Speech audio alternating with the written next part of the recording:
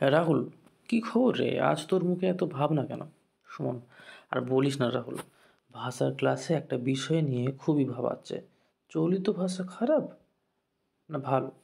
রাহুল: এটা নিয়ে এত চিন্তা কিসের? চলিত ভাষা তো আমাদের দৈনন্দিন জীবনের একটা অংশ। কথোপকথন অনেক সহজ আর প্রাণবন্ত হয়। সুমন: ঠিক বলেছিস, কিন্তু অনেকেই বলছে চলিত ভাষা নাকি ব্যবহারে ভাষার মান নষ্ট হচ্ছে, বিশেষ করে সাহিত্যে। তুই কি বলিস?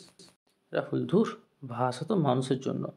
চলিত ভাষা সহজবোধ্য আর জীবন্ত। বহু নামকরা সাহিত্যিক, কবি চলিত ভাষায় অনেক কিছু লিখেছেন। সাহিত্য যদি মানুষ সহজে বোঝে তাতে ক্ষতি কী আছে? সুমন: এ কথা সত্যি, কিন্তু শুদ্ধ ভাষার চর্চা কি তাহলে কমে যাবে? অফিসিয়াল জায়গায় বা আনুষ্ঠানিক লেখায় চলিত ভাষা কি ঠিক মানায়?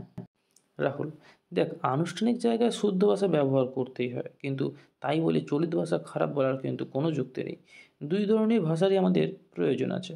সুমন: ঠিকই বলেছিস।